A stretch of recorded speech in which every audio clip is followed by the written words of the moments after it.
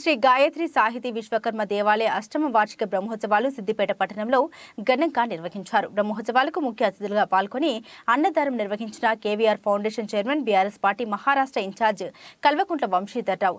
ఈ కార్యక్రమంలో పబ్బోజు యాదగిరిచారి, పుల్లయ్య గారి శ్రీనివాసచారి, మేడోజీ నరసింహాచారి, కోశాధికారి బాసం గారి శ్రీనివాసచారి, కేవీఆర్ ఫౌండేషన్ సభ్యులు కోడం రాజ్కుమార్, మహంకాళి రవి, సురేందర్ గౌడ్, కిరణ్ గౌడ్, వేదాస్, వెంకట్, సతీష్, జగదీష్, సంతోష్, కరుణాకర్, భక్తులు తదితరులు పాల్గొన్నారు.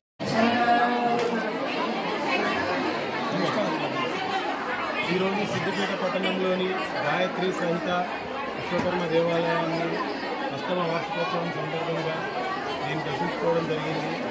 ఈ అష్టమ వార్షికోత్సవం సందర్భంగా నన్ను ఆహ్వానించినటువంటి పబ్బోజు యాదగిరిచారి గారికి, వాసం గారి శ్రీనివాస్ గారికి అందరికీ కూడా కృతజ్ఞతలు తెలియజేస్తూ ఉన్నాను.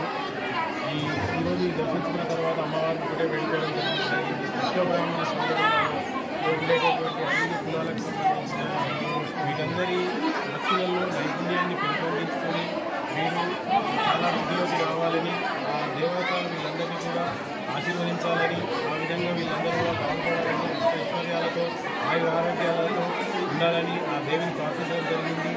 ఆ తల్లి వీరందరితో పాటు సిద్దిపేట ప్రజలందరినీ కూడా ఆశీర్వదిస్తుందని నమ్ముతూ ఆశీర్వదించాలని ఆ దేవతను వేడుకుంటూ వీరందరికీ కృతజ్ఞతలు తెలియజేయడం జరుగుతుంది. Thank you.